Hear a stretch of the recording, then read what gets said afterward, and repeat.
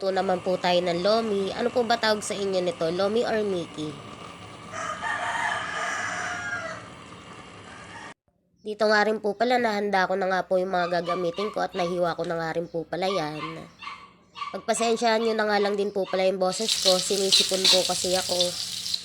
Dito nga rin po pala, nagigisa na po ako dyan ng bawang at sinunod ko na nga rin po pala dyan yung sibuyas. At ilalagay ko na nga rin po pala dyan yung mga manok.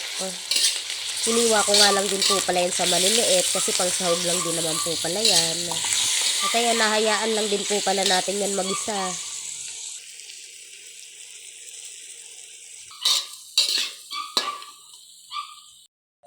At nung nagisa ko na nga rin po pala yung manok, ilalagay ko na nga rin po pala dyan yung lomi at gigisayin lang din po natin saglit.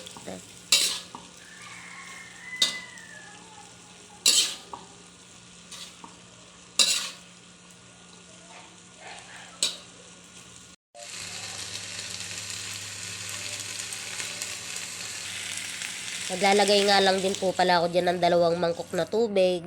Kumakain din po ba kayo nito? Try nyo po, masarap din po ito. At papakuluin nga lang din po pala natin yan. Nung kumulo na nga din po pala, maglalagay na rin po ako dyan ng pampalasa. Naglagay nga lang din po pala ako ng asin, magic sarap, bechin, tsaka po ng pamintang pino. Mas maraming pamintang pino nga rin po pala, mas masarap kasi medyo maanghang-anghang. At halo-haloin nga lang din po pala natin yan.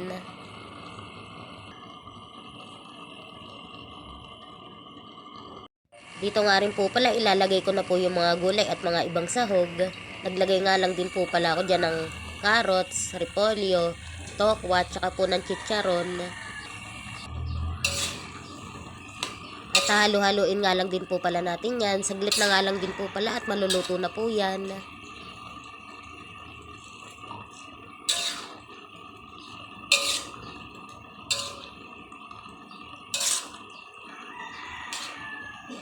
Okay na din po pala yung lasa niyan.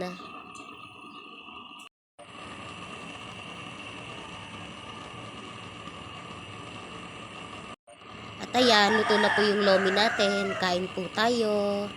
Please like, share, and subscribe po. Thank you po.